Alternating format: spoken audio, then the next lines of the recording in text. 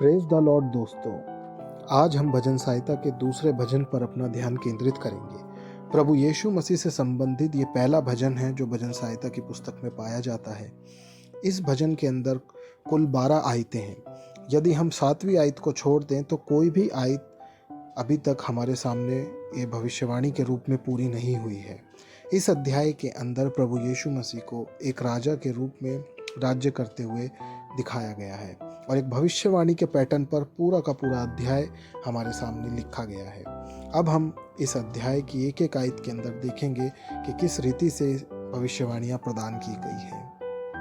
भजन संहिता 2 और उसके 1 से लेकर 3 में इस प्रकार लिखा है, जाति जाति के लोग क्यों हुल्लड़ मचाते हैं और देश देश के लोग क्यों व्यर्थ बातें क्यों सोच रहे हैं।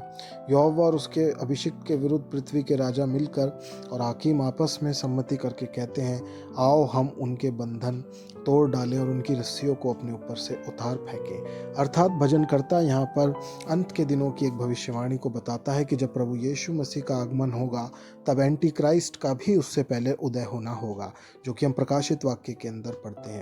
और जब एंटी क्राइस्ट आएगा तो उसके संग कुछ लोग सहयोग उसको करेंगे। और प्रकाशित वाक्य में एक सेना का जिक्र किया गया है जो 20 करोड़ की सेना होगी, जो प्रभु यीशु मसीह के खिलाफ लड़ेगी और हर मिगदोन के मैदान के अंदर वो युद्ध लड़ा जाएगा। जैसा कि दूसरी आयत के अंदर हम देखते हैं, बताया भी गया है कि यहोवा और उसके अभिषिक्त के विरुद्ध पृथ्वी के राजा मिलकर और हाकिम आपस में सम्मति करके कहते हैं। अर्थात वह एंटी क्राइस्ट के संग मिल करके यहोवा और उसके अभिषिक्त अर्थात हमारे प्रभु यीशु मसीह के विरुद्ध उठ करके सम्मति करेंगे और युद्ध लड़ेंगे और कहेंगे कि हम उसके बंधनों को उतार फेंकें और तोड़ डालें। तो इस प्रकार से हम देखते हैं कि पहले 1 से लेकर 3 आयत हमें प्रभु यीशु मसीह से संबंधित एक विशेष सूचना को प्रदान करती है। लेकिन यदि हम आगे की 4 से लेकर 6 आयत के अंदर देखें तो एक बहुत ही भयानक बात हमें यहाँ पर दिखाई देती है। यहाँ पे लिखा हुआ है, वह जो स्वर्ग में विराजमान है हंसेगा, प्रभु उनको ठट्टों में उड़ाएगा, तब वह उनसे क्रोध में बातें करेगा और क्रोध में आकर उन्हें घबरा देगा। मैं तो अपने ठहराए हुए राजा को अपने पवित्र पर्वत सिय्योन की राजगद्दी पर बैठा चुका हूँ। अर्थात प्रभु यीशु मसीह सिय्योन की राजगद्दी के ऊपर बैठेंगे, राजा के रूप में अपने शासन को स्थापित करेंगे और स्वर्ग का जो परमेश्वर है अर्थात हमारा परम प्रधान पिता, वह उन सबको ठट्टों में उड़ाएगा जो प्रभु यीशु मसीह के विरुद्ध अपने अपने कामों को अपनी अपनी बातों को करेंगे।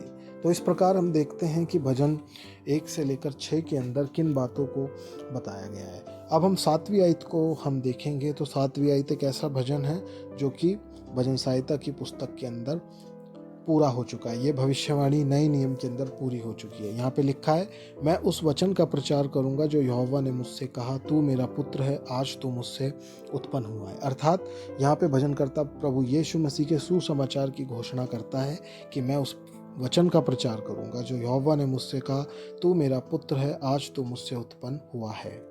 और यदि हम इस 7वें पद को देखें तो प्रेरितों के काम 13 अध्याय और उसकी 33वीं आयत के अंदर ये भविष्यवाणी पूरी होती है, जहाँ पर प्रेरित पौलुस इस बात को कहता है कि परमेश्वर ने यीशु को जिलाकर वही प्रतिज्ञा हमारी संतान के लिए पूरी की, जैसा दूसरे भजन में भी लिखा है, तू मेरा पुत्र है, आज मैं ही ने तुझे जन्माया है।